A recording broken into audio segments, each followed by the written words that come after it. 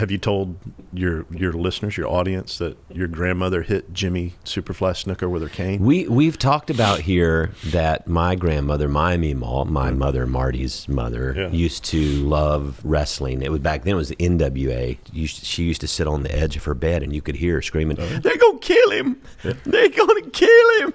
That's why somebody's got to do something. Did I screw that up? And you can get Listen Up for only $14.99. All right, so this is a Pod Have Mercy special Christmas pop-up episode. Whatever that means, it means it was on the books and scheduled. And my brother and mother are in town for Henry, my grandson's baptism, which happened on Sunday. It was awesome. And my mother, who's here off camera, she doesn't want to be on camera, but you'll hear her chime in from time to time because she just can't. You won't be able to help yourself. You will. So she's committed not to at this point, but she will. Because if you text me when, sometimes she'll text me. We never done a live one. I did call you one time. Do you remember that? You call in and hold the phone up to them? No, I did call her one time, and she did have an appearance on the podcast on the phone. But so this is my brother, Matt Stevens, who's also a pastor at the church called The Fort in Columbus, Georgia. Why don't you tell everybody real quick about The Fort? Yeah, Fort is it's a great church, a lot of great people. We've got a ministry in 2 locations there in Columbus, Georgia, yeah.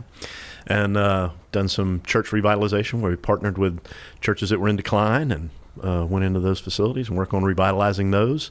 Large part of our ministry at one of our locations is folks in recovery or transitioning from incarceration, homelessness, which is a huge percentage of that congregation of people is coming from that lifestyle, maybe being on the streets, and now come in, meet Jesus, the hope of the gospel, and begin to transform their lives, and we get to be part of that discipleship and watching that transformation. So we got a lot of really, really good stories. It's a lot of challenges involved in all of that, but it's good. That's good. There's some similarities with Mercy Street here at Chapelwood. People out of recovery, in and out, or coming out of prison, or re-entering out of prison. And you have some stories I've heard through the years of some interesting. Yeah, it keeps it from being boring for sure. Yeah. But I thought since you were in town, you'd never been in the studio. I think have we had you on the podcast before? I zoomed in. Maybe during COVID. I don't remember. It's a long time ago. I don't remember yesterday. But it's nice in here. It is nice. It's a nice setup. It's nice. Jeff does it all. He's the man. Keeps us straight. But I thought since we have 2 brothers here, 2 brothers who are both pastors. One's Baptist, one's Methodist. We used to do a little shtick. We did. Back in the day. Somebody asked me about it yesterday at church. Oh, they did? When are y'all doing that again? I used to invite Matt to my churches, and we did it here. I don't think we did it here one time, though. I guess, yeah. A long time ago. Right. But we do this sort of Baptist, Methodist brothers, and it starts out with me making a lot of jokes about Baptists, which people don't appreciate, but I don't do that anymore. Most of the people appreciate it. They laugh. Any excuse to laugh in church, they like it. And then we talk about sort of the major stereotypes that people have of Baptists and Baptists have of Methodists, and then we laugh, we chuck it up. A lot of fun. Fun for the whole family. So anyway, that's good. And my mother's here. Marty, you sure you don't want to be on the camera? Would you like a microphone? Okay. So she's going to be real shy for a while. But there will be something we will say at some point. What do you think the over-under is before she chimes in? Well, I think you've got her setting her heels in the dirt right now. So she would do a lot to prove you wrong. All right. So that's right. All right, so I thought if nothing else, it's Christmas. It's time of the year when people are thinking about all sorts of things. And there was a thing I found that was, I think it's a good time of the year for families to be together and to spend some time talking about things that, memories, the conversations you have with your kids, conversation you have with your family and your adults. And it's kind of called a jar of conversation, where you take these questions and you print them out and you put them in the jar, and then you ask these different things. So I'm going to ask you a couple of these questions. Is there a jar? It's not a jar. No, I didn't do the jar. This is we threw this together late. So I thought there was a couple of questions here that I'd ask. Some are meant for kids, some are meant for adults. So I think I'll lean with you towards the kids I think that's appropriate. type questions. And then we'll both kind of riff on the answer. So here's one. I'm just pulling them randomly off this. What are you looking forward to most about Christmas this year? Well, looking forward to most about Christmas. I'm looking forward to the week after Christmas. No, Christmas. That's not a lie, though, Jeff. Every pastor I know is like, it's the most exciting time of the year. It's busy. There's parties. There's Christmas Eve services and everything. But man, that once Christmas Eve is over, Yeah, it's a lot getting everything together. And of course, it's all on Christmas Eve this year, so it's good. And then we'll take the week after that to do nothing. And no pastor, no lead pastor preaches that next Sunday. Mm-hmm. So National Associates. right, that's right. Yeah, youth minister. It's preaching day. So, but no, we have our Christmas Eve service, and last few years we've moms come over. Have you enjoyed that, Mom? Still trying to get something out Come of her. on, you can say, you can speak. It's okay. Why wouldn't you just say something? It's awesome. It's awesome. Thank you. That's good. I wish she had a microphone. She would speak even more. It was awesome. Oh, Annie, go ahead. Yeah. So Get off But- your phone, Marty. Pay attention. This is a special. We're here together as a family. That's nice. Oh, she's multitasking. But that service is always real sweet. We do that at we call it Mount Zion location. With these church revitalizations, we retain the names of the churches Yeah, before, so it's not just the Fort North Columbus.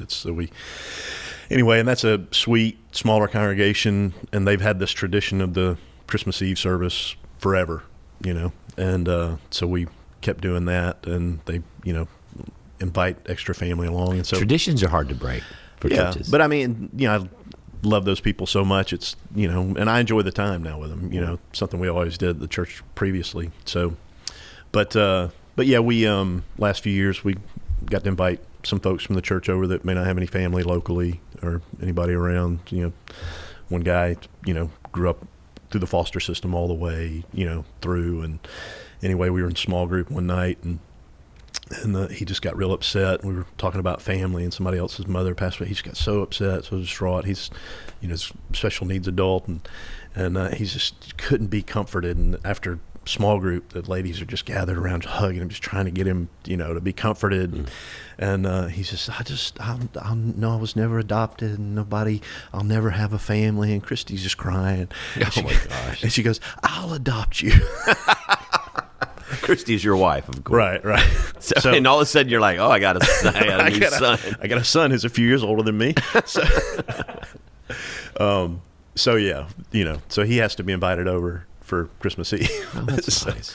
Because he's my adopted son now. So yeah, that'll be fun. We'll do that and have a good time with that. So look forward to that. There's the boys are big now, so Yeah. there's no excitement getting up. Got one already out of the house. Yeah, we're not going to be quite there because Henry is 7 months. Yeah. So while it'll be special and he can, respond and interact to things with you, but it won't be quite the same as next year, Yeah, that'll be when fun. he's 18 or 19 months old, and then it's going to be like a whole new world.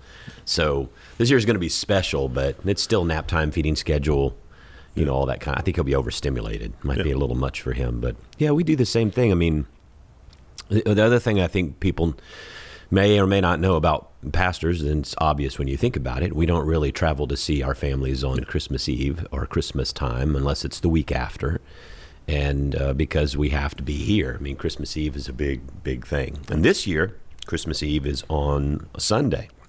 And it's always interesting to me when Christmas or Christmas Eve falls on a Sunday.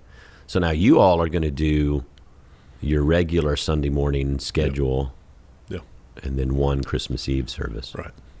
And as Baptists, it's always like 11 p.m. Well, the two locations, so it's difficult to do 11 p.m. So The running joke is you'll never find a Baptist church that does a midnight Christmas Eve service. I've never seen one. no. No, Do no. y'all do that here? We have for many years. We still do have an 11 p.m. service. Yeah, I didn't know y'all still did that. Man, but the Catholics and Episcopalians, Right, Oh yeah, yeah. You got to have communion or mass like right at midnight, stated like 12:30 in the morning. Yeah. Yeah, that's tough. And so a lot of Methodist churches carry over because we have that Anglican tie-in. Right. But then there's a lot of Methodist churches that are more Baptist than they are Methodist. So they have like, we're going to have a service at 3 and 5, and then you're going to get your rear end home. We're not going to be out anymore. We do it just late enough so that at the end of the service, the candlelight, is special. It's dark. Right. Yeah.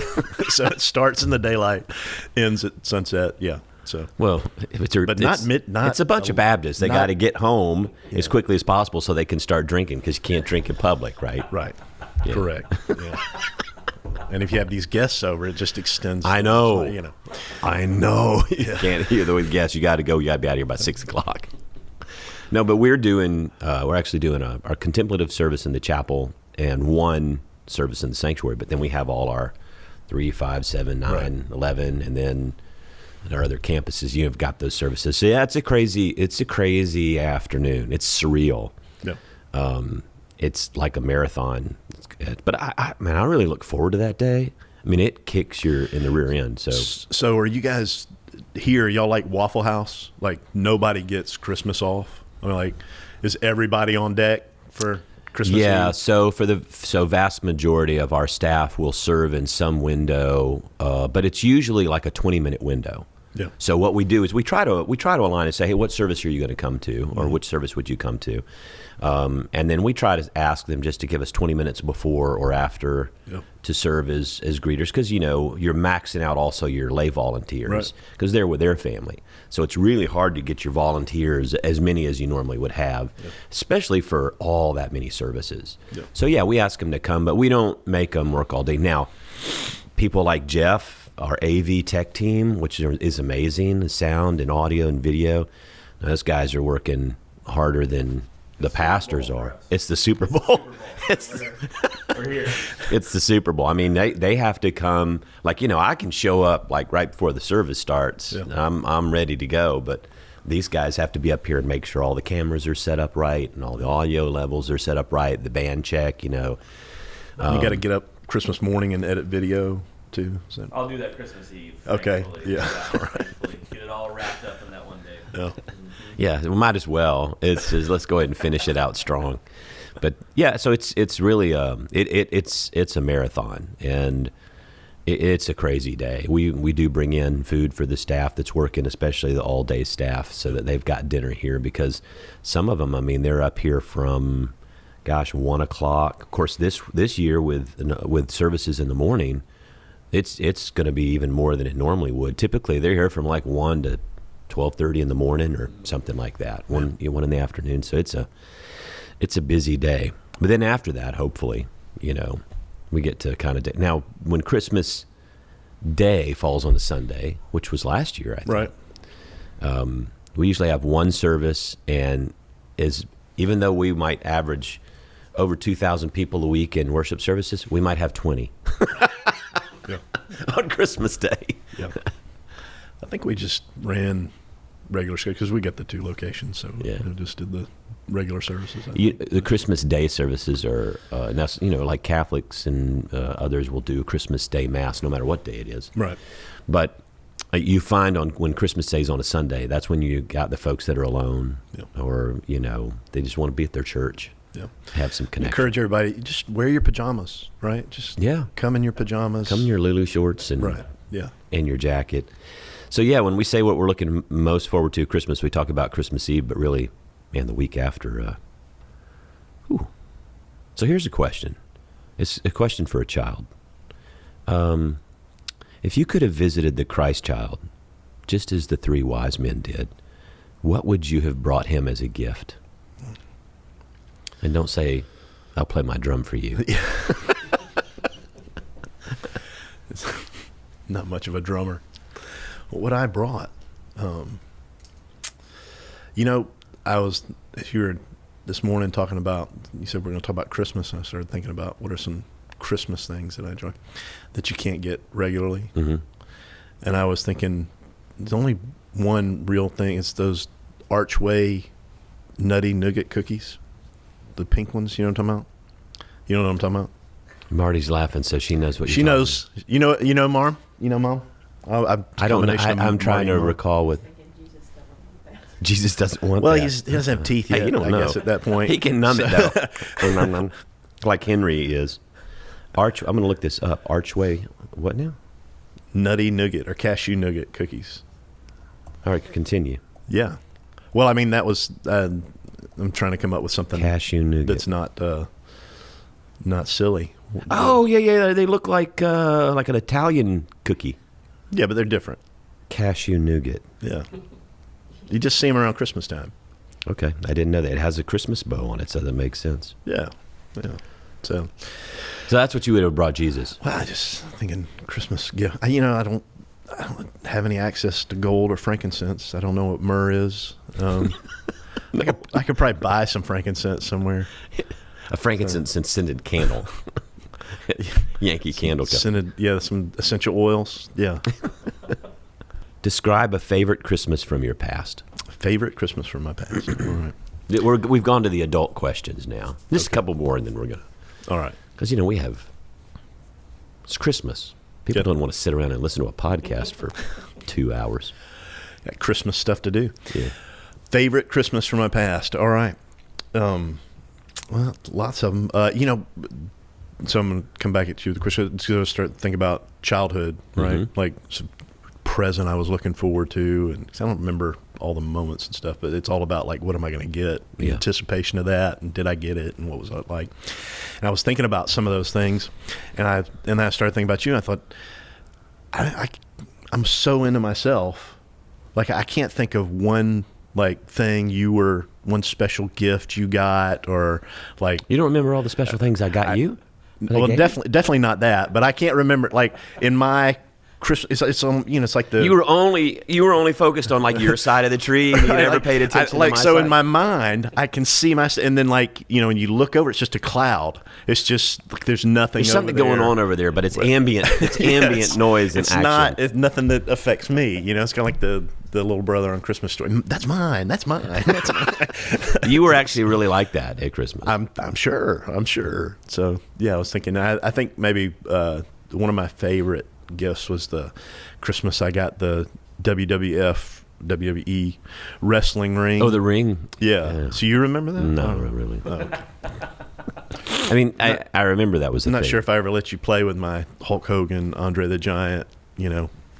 Guys, they're big like rubber. Yeah, they were like that tall. Or Yeah, something. yeah. Used to wrestle those guys and get the ring, and now I could jump off the top rope Yeah, oh, yeah. with the big elbow. The Jimmy Superfly Snuka. Yeah, yeah. Yeah. So, have you told your listeners, your audience, that your grandmother hit Jimmy Superfly Snooker with her cane? We've talked about here that my grandmother, my Meemaw, my mother, Marty's mother, Yeah. used to love wrestling. It was back then. It was the NWA. Yeah. In Georgia, or the Georgia Championship Wrestling, and they would come to Columbus, Georgia. And I do remember she was not allowed to drive. Is that right, Marty? She wasn't allowed to go. She wasn't allowed to drive because she couldn't see the lights change. I would tell her what color the lights were. Yeah, we had to tell her what color the lights were, and she had her sunglasses on. She couldn't see. I don't know how in the world that you allowed that to happen. Forbid her to go because she threw her shoe in the ring and got escorted out by the police. See, this is why we need a microphone. My grandfather did not allow her to go because once she went and threw her shoe into the ring and was escorted out of the auditorium by the police. And she also hit Jimmy Snooker with her cane. And she took her cane, and that's what Marty, you remember something about, you saw her on TV. She wasn't allowed to drive or go, and no one was home when she got home from work, including the kids. She turned on the TV, and there we were. Yeah. You went? We were I there. remember going. I don't remember you being there. No, we were there. Yeah, so she hit him with a cane. In the studio, she had on sunglasses and her cane. She was sitting there, and you guys running through something. Yeah, so I always tell people she used to love the Braves and the stories, the soaps, right, and wrestling. And she used to sit on the edge of her bed, and you could hear her screaming, "They're gonna kill him! They're gonna kill him!" That's She why. somebody's got to do something. She really thought it was real. She really thought it was real. That's why I loved wrestling. So I know. I can remember her. I always kind of liked wrestling because of that too, and the Braves. Absolutely. And Stephanie and I, after we got married, we watched All My Children for about 3 years. I never got into that. And then I realized after about 3 years, it's just the same thing over and over and over again. Yeah. They don't really, no one ever dies. They all come back, Yeah. all that kind of stuff. But yeah, that's, What was favorite Christmas memory for you then? gosh. So I have I don't have lots of memories of like before like 1984, like when I was young. But I do remember these images that come to mind when we must have had our cousins with us that one Christmas. And I snuck downstairs in the middle of the night, and it kind of just discombobulated me because there were multiple stations of presents. And like, I can't remember if like Santa used to never wrap our presents and that year they were wrapped or so. I can't remember, but there was something different that kind of really threw me off. Like, dadgummit, this Christmas is going to be horrible to share this space with other people. Stupid cousins. So it goes back to exactly what you said. It's like, we weren't really, as children, we weren't really thinking about anything but ourselves. Yeah. And I don't know if that really changes as we grow up or not, but I think it does when you have your own kids. But in our home growing up, though, it was the anticipation for it was supported by our mother, right? Like she loved all the surprises and moving towards Christmas. And so that was, me raising my children, I was really always into that with them and keeping the mystery and the magic about it. It all sounds like, but I mean, she really was. I mean, we had a lot of traditional stuff. And I think like when our Meemaw, we had that big old 9,000 pound record player that was in the living room where you open up the top and they put, and that's where like, so now when I listen to Johnny Mathis at Christmas, that's all I remember is it was Johnny Mathis playing, and who else was playing? It was all the old songbook stuff, Bing Crosby, and so like that's the stuff we still. I don't do any of the I don't really like the new like Mariah Carey and Taylor Swift and all that. I mean, I'll listen to it, but and we had the ceramic Christmas tree with the little lights, like the light bright ceramic Christmas tree. I remember that. Yeah. I used to get in trouble because I'd pull the lights out. Yeah, they disappeared after a while. And there was the little candles. There you go. With the spinning wheel, right, the German. right. Was it a German thing? I think it was a German Yeah. thing. And the candles, the heat made the things go. So those are the flashes of the You could probably memories. find one of those on Amazon. Oh, I'm sure you could. I'm going to look for that. Try to get That would make you happy. You remember Christmas Vacation? There's one of those, and the guy gets to touch it and it all falls apart. Oh yeah. So, For people that are struggling to get into the Christmas spirit, I know, John, y'all start decorating like right at the beginning of beginning of December, spring, right after. But what are some ways that y'all found as you get older? Because I know when you're younger, you have that like magic, that whole Santa thing, and then you get older, and it's kind of like, you close your eyes after Thanksgiving, then it's January. So, what are some ways that y'all slow down? Well, it can be difficult. I'll tell you what I do is because I like giving gifts. I start buying gifts for people, so that helps me to get into the Christmas spirit. And I watch them decorate the tree and all that stuff. So, but that's probably for me. That helps me to get going. So I start thinking about, oh, this would be fun to give them. This would be fun. He'd be surprised by this. So that's what I do. kind of like a white elephant. You go and buy surprise gifts for people. I've got several all under things, $5. Yeah. I want to mention a couple that are in my Amazon cart right now, but somebody might see this. It would give away the secret. Everybody in my family watches every episode of this, so Yeah. It's all over.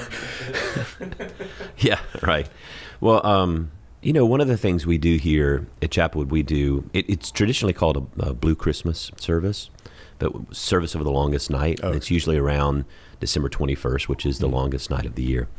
And it's a service that's been happening for a long, long time. And it's really designed for people who, Christmas, I think most of the time we're always up. It's the happiest season of all, right? It's the most wonderful time of the year, and everybody's supposed to be up and joyful and gay and happy and all this.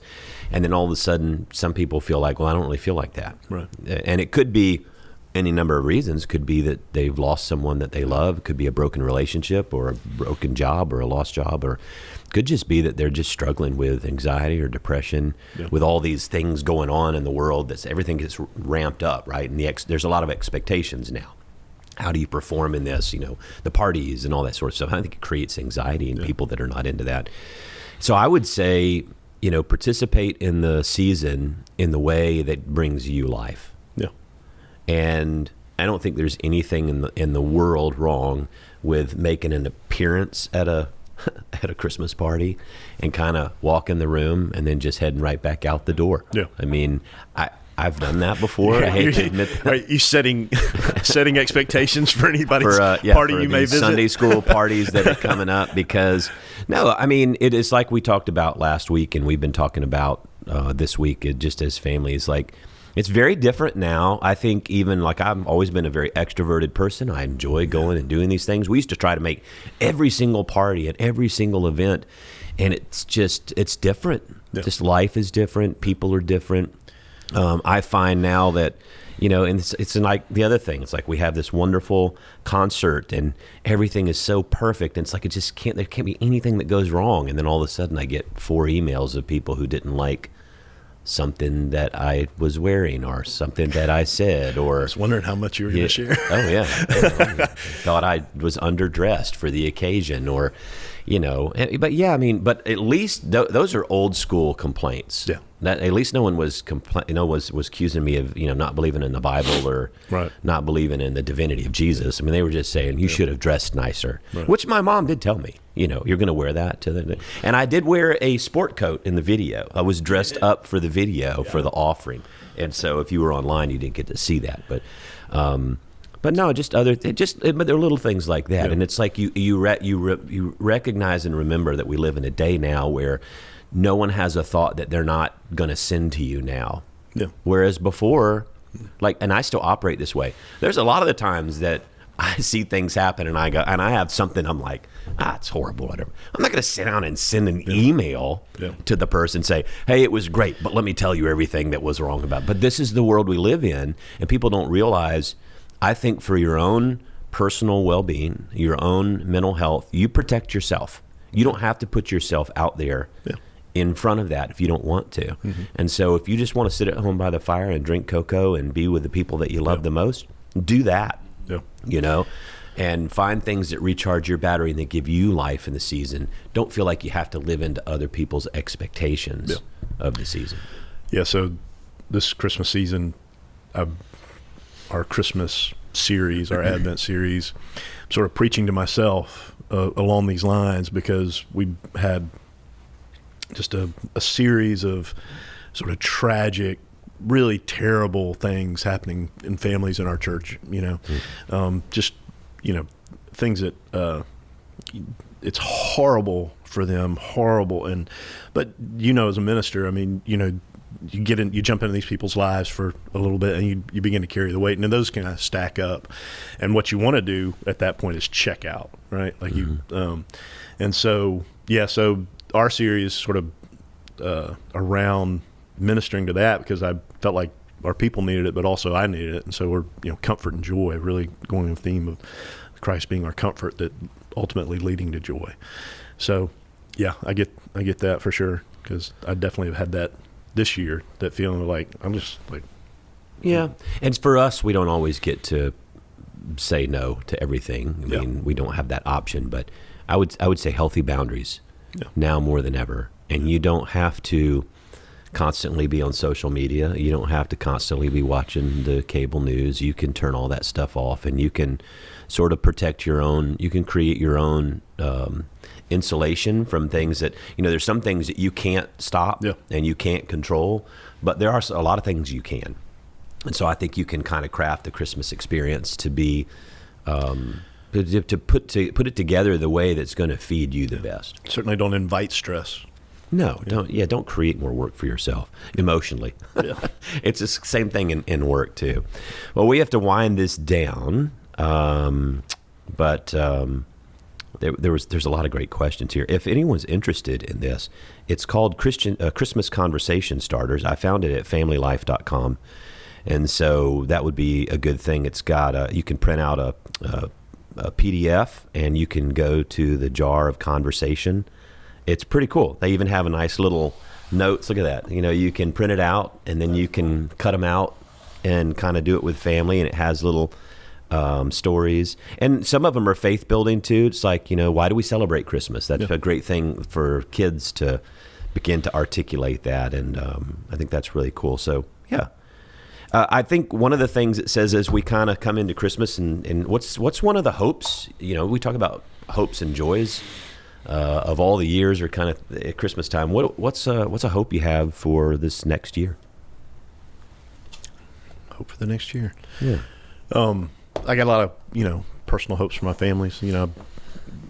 For my boys, they're doing really well, but I looking forward to what's happening with Russ, my youngest son. He's got his own business and he's developing that, and he's taking that direction in life. He's doing great. Have a lot of hopes in that and how that'll develop for him, and of course for the church. The hopes there that God will allow us to continue to do what we're doing. Like I said, we get to see a lot of really good stories, and I've been there now for 8 years, and so some of these folks I've known, watched them come out of jail, out of a lifestyle of addiction for most of their life, and then have those steps back, meeting Jesus, begin to transform their life, be discipled, get their children back, restore their families, find a career, and now some of them are so far removed from that lifestyle, been walking with Jesus for so long that you wouldn't believe that was them. Apart from some tattoos that you might see, you wouldn't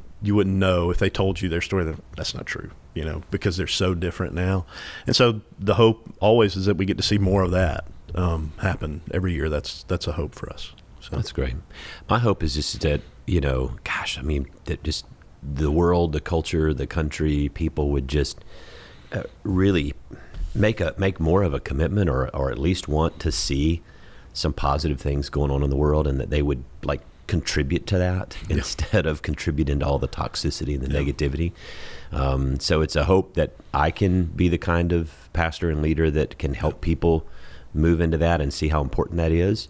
And if we could just find some more unity, and I say our country, but just among Christians, brothers and sisters, different denominations, right? You can not see things. I mean, one of the things, you and I don't agree on everything in the Bible. We don't see everything the same way. We don't read these scriptures always and interpret them exactly the same way. But we're family. Yeah. We're brothers. We don't break the fellowship or break the unity of the body, right, over those things.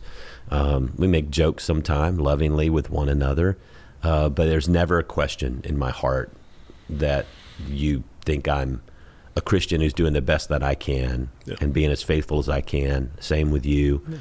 And I just don't, it's hard for me to understand why it is that so many other Christians can't find that sense of unity and love, even among disagreements. Maybe you have the answer for that. People like to fight. They do like to fight. It goes back to the WWE. It's just the wrestlers. Everybody wants to be in the ring. People like a fight. And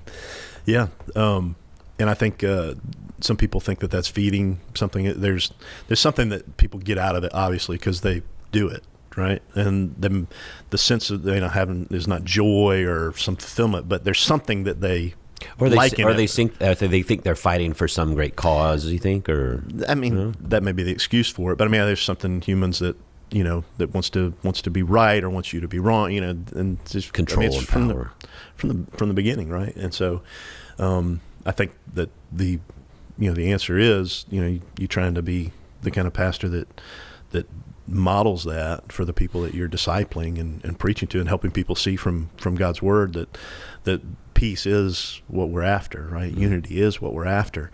It's what Christ wanted for his disciples. He wants for all those who come after them. And so helping people to see that, and so most of the stuff, and I preach this to our people all the time, is that most of the things that you see that would upset you, you could probably overlook them, right? Mm-hmm. They're not coming to your doorstep necessarily, and people make arguments, well, the taxes this, it's whatever, coming, whatever.